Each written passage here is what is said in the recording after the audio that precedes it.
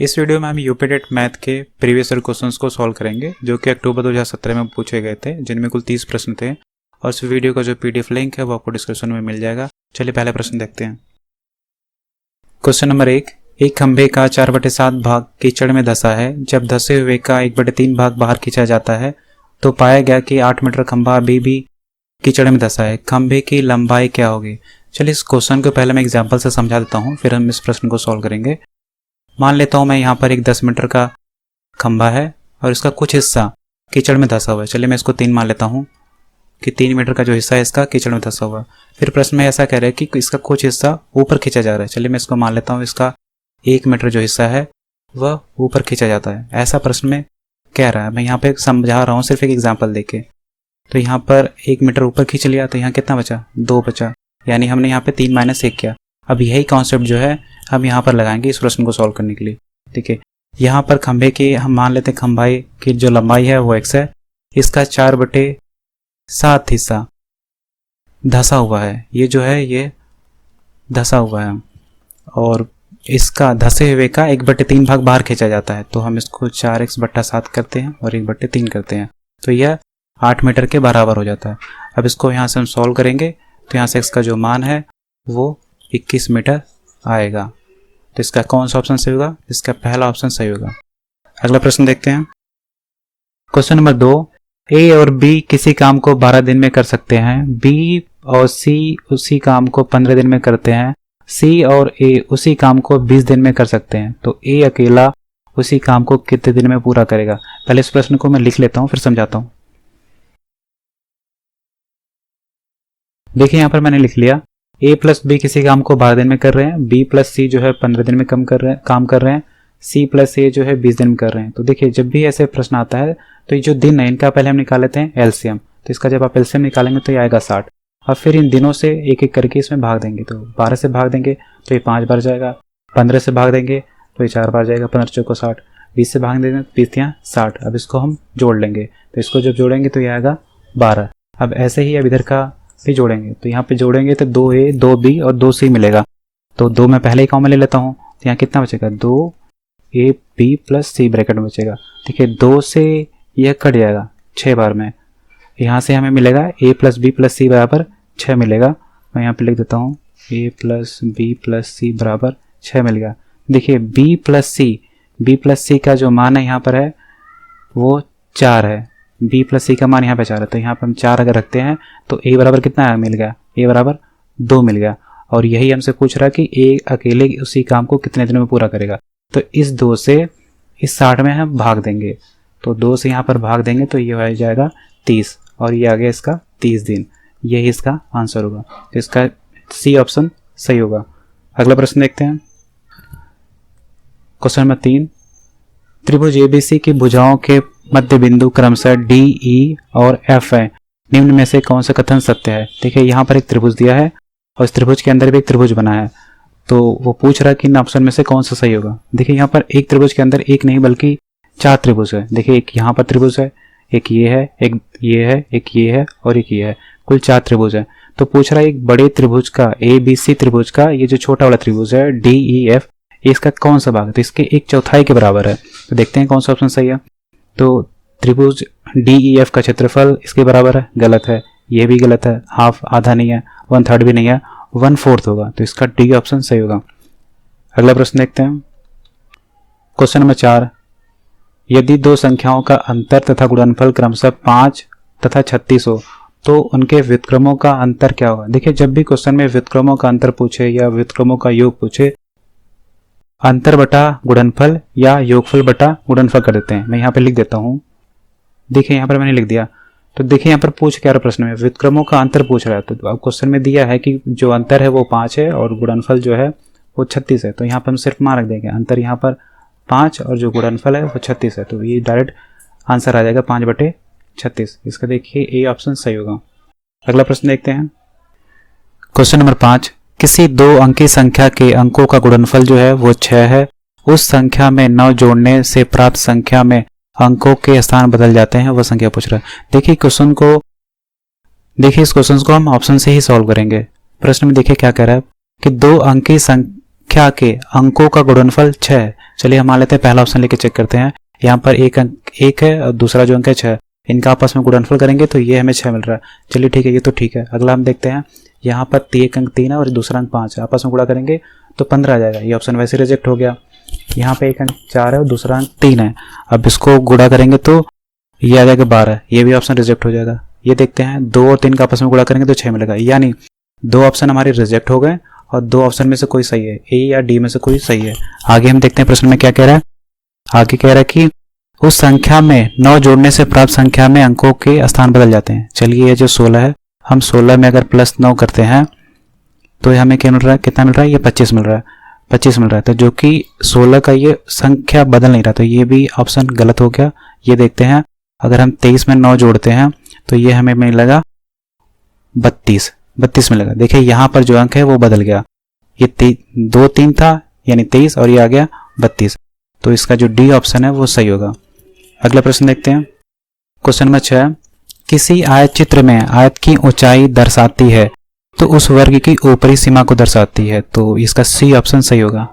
अगला प्रश्न देखते हैं, क्वेश्चन नंबर 7, एक रचनात्मक कक्षा में शिक्षकों को निम्न में से क्या नहीं करना चाहिए। देखिए यहाँ पर कुछ ऑप्शन दिए हुए हैं, प्रश्न में पूछ रहा कि टीचर को क्या नहीं करना चाहिए कक्षा में, तो हम पढ़ते हैं कि करके देखते हैं कौन सा नहीं करना चाहिए, वो ऑप्शन सेलेक्ट कर चूज करते हैं। पहला ऑप्शन देखते हैं, विद्यार्थी को प्रश्न के हल ढूंढने के लिए अपनी नीतियां विकसित करने देना चाहिए, सही है, ये करने देना चाहिए। विद्यार्थियों को सूत्र रटने के लिए कहने देना चाहिए, गलत, ये गलत है। ऐसी परिस्थिति बनाना जिनमें विद्यार्थी हल खोजने में प्रवृत्त हो, ये भी सही है।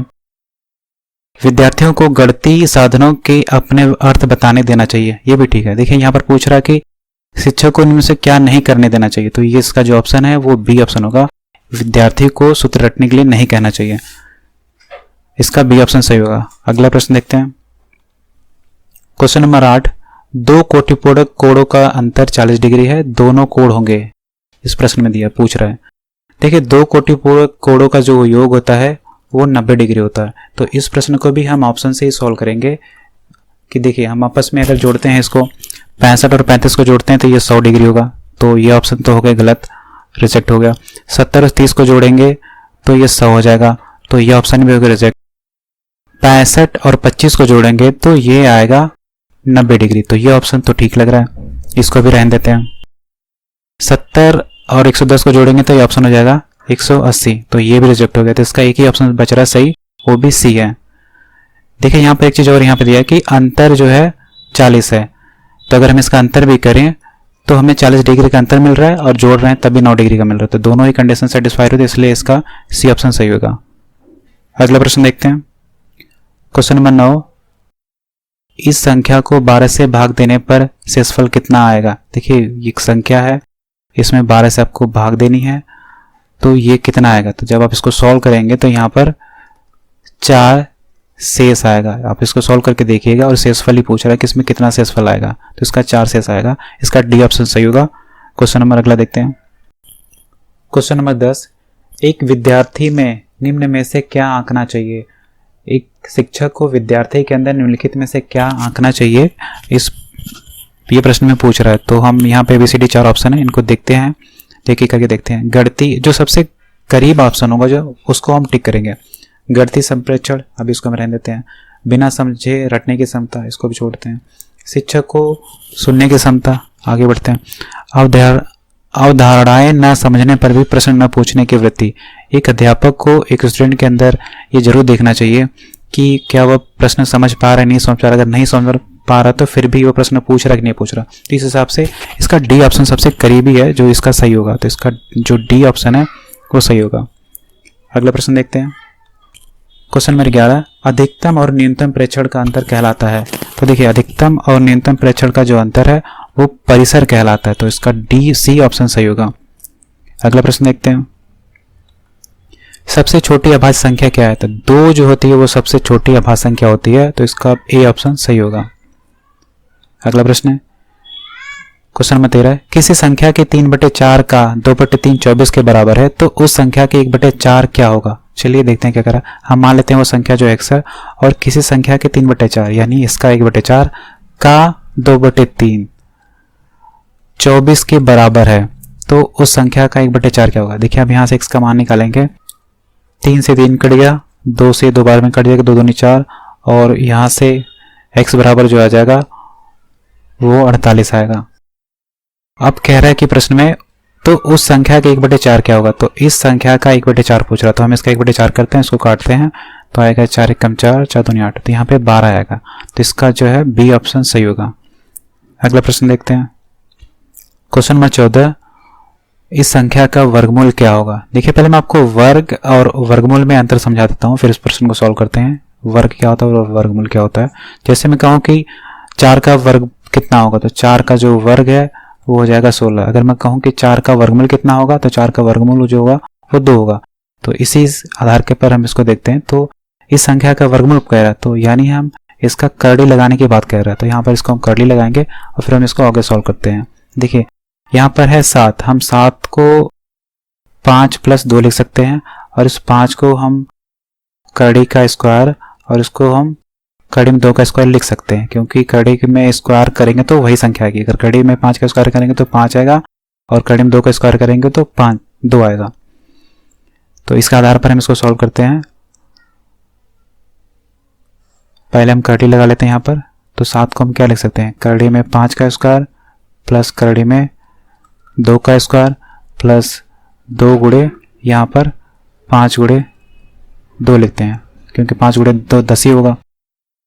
देखिए अब यहाँ पर ये बन गया a + b का होल स्क्वायर का फॉर्मूला है। तो हम देखिए इसको ये ले सकते हैं, कड़ी में 5 प्लस कड़ी में 2 का होल स्क्वायर। अब देखिए यहाँ से स्क्वायर जो है कड़ी से हट जाएगा, तो यहाँ हमें मिलेगा कड़ी में 5 प्लस कड़ी में 2, ये हमें आंसर में मिलेगा। तो देखते हैं इसका कौन सा ऑप्शन सही है। इसका जो है सी ऑप्शन सही होगा। क्वेश्चन नंबर अगला देखते हैं, क्वेश्चन नंबर 15, सांख्यिकी में प्रसरण का विश्लेषण नामक विधि का मुख्य श्रेय था, तो आर ए फिशर को यह श्रेय जाता है। इसका ऑप्शन सही होगा।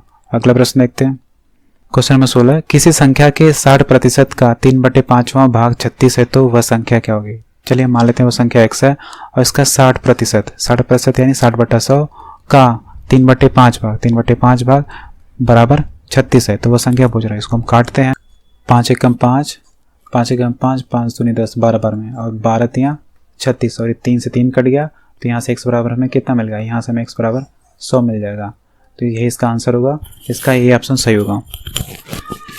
क्वेश्चन नंबर अगला देखते हैं, क्वेश्चन नंबर 17, पाई है एक, तो पाई एक जो है अपरिमेय संख्या है, तो इसका बी ऑप्शन सही होगा। और ये इंपॉर्टेंट है, ये प्रश्न में अक्सर पूछा जाता है, टेट के एग्जाम में ये प्रश्न अक्सर पूछा जाता है, पाई क्या है, तो पाई का अपरिमेय संख्या है। अगला प्रश्न देखते हैं, क्वेश्चन नंबर 18, यदि a/3 बराबर b/4 बराबर c/7 हो, तो इसका जो है मान पूछ रहा है। देखिए यहाँ से डायरेक्ट हमें a का मान 3, b का मान 4 और c का मान 7 मिल जाएगा, या फिर आप k मान के भी इसको लगा सकते हैं। देखिए यहाँ से हमें डायरेक्ट जो है a का मान 3 मिल जाएगा, और b बराबर 4 मिल जाएगा, और c बराबर 7 मिलेगा, और यही जो मान है हम यहाँ पे रखेंगे। अब इसको सॉल्व करते हैं, तो a + b + c रखेंगे, फिर जोड़ेंगे तो कितना मिलेगा, यानी यही हम मिलेगा।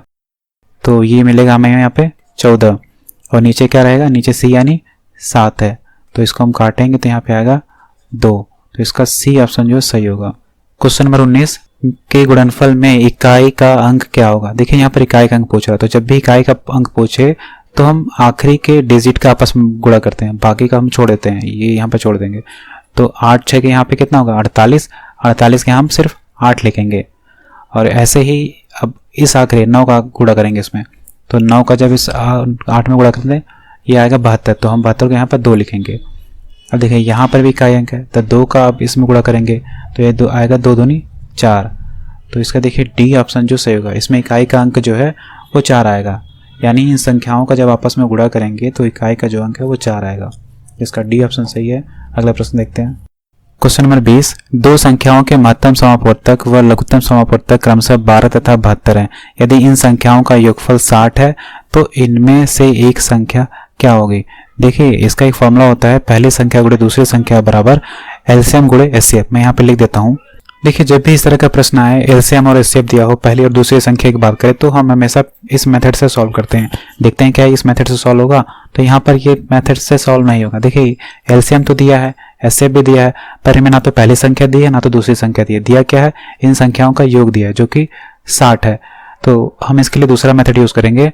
दूसरा मेथड ये है कि एलसीएम बटा एचसीएफ, ये हमेशा सही होता है। मतलब कि एलसीएम में जो है एचसीएफ से हमेशा भाग चली जाती है। तो देखिए यहाँ पर जो एलसीएम है 72 है और एचसीएफ जो है 12 है। तो अब इसको हम भाग देंगे तो कितनी बार जाएगा, 6 बार जाएगा, 12 6 के 72। अब इस 6 का हम गुणनखंड करेंगे तो ये हो जाएगा 2 3 6, और इस जो 12 है यानी एचसीएफ हम इससे इसमें गुणा करेंगे। तो जब इसमें हम गुणा करेंगे 12 से तो 12 दूनी 24, तो हमें ये पहली संख्या मिल गई। और जब हम इसमें गुणा करेंगे 3 में 12 का तो 12 3 36, तो ये हमें दूसरी संख्या मिल गई। तो प्रश्न पूछ क्या रहा है, इनमें एक संख्या क्या होगी, तो एक संख्या यानी पहली संख्या पूछ रहा है, तो इसका ऑप्शन देखिए 24 सही होगा, इसका बी ऑप्शन सही होगा। अगला प्रश्न देखते हैं। क्वेश्चन नंबर 21, एक शिक्षक ने ब्लैक बोर्ड पर लिखा 24 गुणे 4 ज्ञात कीजिए, यानी ये गुणनफल गुणा करने को बोल रहा है शिक्षक। तो एक विद्यार्थी ने अपने अभ्यास पुस्तिका पर इसे 27 गुणे 4 उतारा तथा नीचे दर्शाए अनुसार उसने हल किया। तो देखिए यहाँ पर जो विद्यार्थी है उसने गलत क्वेश्चन ही गलत उतारा है, तो इसका आंसर भी गलत आएगा। तो हम देखते हैं इसमें से कौन सा ऑप्शन जो होगा जो सबसे सही होगा। शिक्षक द्वारा विद्यार्थी को 0 अंक देना चाहिए। वैसे सवाल तो गलत है, हो सकता है टीचर 0 अंक दे दे, पर हम आगे प्रश्न देखते हैं कि और सबसे सही सबसे कौन सा ऑप्शन सही हो सकता है। उस विद्यार्थी से कक्षा में सतर्क रहने का कहकर 0 अंक देना चाहिए। अभी और आगे पढ़ते हैं। उस विद्यार्थी को 5 अंकों में से 3 अंक देना चाहिए। अभी हम अगला और ऑप्शन देखते हैं। यह कारण जानने का प्रयास करना चाहिए कि विद्यार्थी ने प्रश्न को गलत क्यों उतारा तथा उसे सही करने के लिए पूरे 5 अंक देना चाहिए। देखिए यह सबसे ज्यादा सही सुटेबल लग रहा है इन सभी बाकी के 3 ऑप्शन से, तो इसका डी ऑप्शन जो होगा इसका सही होगा। अगला प्रश्न देखते हैं। क्वेश्चन नंबर 22, यदि किसी वस्तु का क्रय मूल्य उसके विक्रय मूल्य का 3/2 है तो लाभ प्रतिशत या हानि बताइए। तो देखिए क्रय मूल्य हमें पता नहीं है, विक्रय मूल्य चलिए हम मान लेते हैं इसे। विक्रय मूल्य जो है 100 है और उसके जो क्रय मूल्य है उसके विक्रय मूल्य का 3/2 है। तो विक्रय मूल्य अगर 100 है तो हम इसका 3/2 कर लेते हैं, तो हमें क्रय मूल्य पता चल जाएगा। तो अब इसको काटते हैं तो ये हो जाएगा 50 और ये हो जाएगा 50 या 150। तो देखिए ये जो 150 है ये आ गया क्रय मूल्य, आ गया ये आ गया क्रय मूल्य। तो प्रश्न में पूछ रहा है, देखिए अब यहाँ हमें साफ साफ पता चल रहा है कि यहाँ पे हानि हो रही है। उसने खरीदा था 150 में और उसने बेचा 100 रुपये में, 100 रुपये यानी विक्रय मूल्य। तो यहाँ पर हमें प्रतिशत हानि निकालना है। तो प्रतिशत हानि बराबर होता है हानि बटा क्रय मूल्य इंटू 100। मैं यहाँ पे लिख देता हूँ, चलिए यहाँ पर मैंने लिख दिया प्रतिशत हानि बराबर हानि बटा क्रय मूल्य इंटू 100। अब यहाँ पर रखते हैं तो उसको हानि कितने की हो रही है, उसको 50 रुपये की हानि हो रही है और जो उसका क्रय मूल्य है वो 150 है और यहाँ इंटू 100। तो यहाँ से 50 थी यहाँ 150, तो यहाँ हमें मिल गया 100/3। अब 100/3 का मतलब हो गया 33 सही 1/3%। तो ये इसका आंसर होगा, इसका बी ऑप्शन सही होगा, 33 सही 1/3% की हानि हो रही है। अगला प्रश्न देखते हैं। क्वेश्चन नंबर 23, किसी कमरे के चारों दीवारों का कुल क्षेत्रफल जो है 660 मीटर स्क्वायर है तथा लंबाई उसकी चौड़ाई की 2 गुनी है। चलिए मान लेते हैं यहाँ पर एक कमरा है और इसकी जो लंबाई है वो चौड़ाई की 2 गुनी है। अगर चौड़ाई यहाँ पर x है तो इसकी जो लंबाई है वो 2x है। यदि कमरे की ऊंचाई 11 मीटर है तो उसकी छत का क्षेत्रफल क्या होगा। देखिए जो ये कमरा है ये कमरे की ही बराबर तो छत भी होगी, तो यानी इस जो छत होगी वो भी x और यहाँ पे 2x होगी। तो देखिए छत का क्षेत्रफल, और छत का क्षेत्रफल यानी एक आयत है, इसका जो क्षेत्रफल होता है वो क्या होता है, लंबाई गुणे चौड़ाई होता है। तो क्षेत्रफल यहाँ पे क्या हो जाएगा 2x गुणे x, लंबाई गुणे चौड़ाई। तो ये इसका क्षेत्रफल हो गया और यहाँ पर क्या मिल जाएगा 2x स्क्वायर मिल जाएगा। देखिए अगर हमें कहीं से x का मान पता चल जाए तो हम यहाँ पर मान ला के रख देंगे और हमारा आंसर आ जाएगा। अब x का मान पता करने के लिए यहाँ पर देखिए क्वेश्चन में हिंट दिया है कि कमरे के चारों दीवारों का जो क्षेत्रफल है वो 660 मीटर स्क्वायर है। पहले मैं इसका फार्मूला लिख लेता हूँ फिर आगे सॉल्व करते हैं। देखिए यहाँ पर फार्मूला मैंने लिख लिया, कमरे के चारों दीवारों का जो क्षेत्रफल होता है वो 2 ब्रैकेट में लंबाई प्लस चौड़ाई ब्रैकेट बंद गुणे ऊंचाई ये होता है। तो हम यहाँ से मान रखते हैं। देखिए यहाँ पर क्षेत्रफल जो दिया है वो 660 दिया है और 2 गुणे लंबाई प्लस चौड़ाई, तो लंबाई यहाँ पर 2x है प्लस चौड़ाई जो x है और ऊंचाई जो यहाँ पर 11 मीटर है। अब इसको हम सॉल्व करते हैं। तो इसको हम सॉल्व करेंगे यहाँ पे तो 2 और 1 x मिलकर 3x और यहाँ पे 2 6x और 11 6 का 66x और इधर कितना है 610 है। अब इसको हम काटेंगे यहाँ पे, तो यहाँ से जो x का मान है वो 10 आएगा और यही x का मान यहाँ पे रख देंगे तो आंसर आएगा। तो देखिए 2 गुणे x यानी 10 का स्क्वायर है, तो 10 दाम हो जाएगा 100, यानी यहाँ पर 100 गुणे 2 यानी 200 मीटर स्क्वायर आएगा। तो इसका देखते हैं कौन सा ऑप्शन सही है। इसका ए ऑप्शन सही होगा। अगला प्रश्न देखते हैं। क्वेश्चन नंबर 24, यदि संख्या 11 से विभाज्य हो तो रिक्त स्थान का पूर्णांक है। देखिए प्रश्न में ये पूछ रहा है कि हमें यहाँ पर क्या संख्या रखें कि इसमें 11 से भाग चले जाए। तो पहला तरीका है कि आप ऑप्शन से एक एक संख्या रख के चेक करिए, फिर 11 से भाग दीजिए, तो कोई न कोई एक संख्या जरूर होगी जो भाग चली जाएगी इन ऑप्शन में से। दूसरा तरीका यह है कि आपको 11 से विभाज्यता का नियम पता होना चाहिए। तो चलिए मैं एक नंबर के द्वारा 11 से विभाज्यता के नियम आपको समझाता हूँ। चलिए मान लेता है मैं यहाँ पे एक संख्या लेता हूँ 909183। अब हम चेक करते हैं क्या संख्या 11 से भाग चली जाएगी। यह सिर्फ मैं समझाने के लिए यह संख्या ले रहा हूँ, यह सिर्फ एक उदाहरण है। अब ये प्रश्न को हम सॉल्व करेंगे इसके बाद। तो देखिए 11 से विभाज्यता के नियम यह है कि जो ये लास्ट का नंबर है 3 और 1, फिर यहाँ पर एक 0, इनको हम आपस में जोड़ेंगे एक एक छोड़ के। तो आपस में इनको जोड़ेंगे तो 3 + 3 और 1 4, और 0 में जोड़ेंगे तो 4 ही मिलेगा। तो हमें मिला यहाँ पे 4, और ऐसे ही नीचे का भी छोड़ेंगे एक एक छोड़ के। आप तो यहाँ पर 8 9 और 9 को जोड़ेंगे, तो 8 9 और 9 को जोड़ेंगे तो ये मिलेगा हमें 26 और 26। अब इन दोनों का आपस में हम अंतर करेंगे, तो जब इसको घटाएंगे तो हमें मिलेगा यहाँ पे 22। अब देखिए 22 से जो है 11 में भाग चली जाएगी। तो यही कॉन्सेप्ट जो है हम यहाँ पर भी यूज़ करेंगे। अब ये संख्या क्या दी हुई है 604, और यहाँ पे खाली है यहाँ पे 6।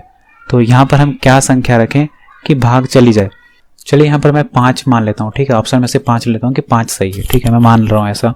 देखिए पहला और ये एक छोड़ के फिर एक छोड़ के, इनको हम जोड़ेंगे तो 6 और 4 और 6 को जोड़ेंगे तो ये मिलेगा 6 4 10 और 6 16 मिलेगा। ऐसे हम नीचे से भी जोड़ेंगे तो 5 और 0 को जोड़ेंगे तो यहाँ मिलेगा हमें 5 मिलेगा। तो अब इन दो को आपस में घटाएंगे तो 16 में से 5 गया तो ये मिला 11।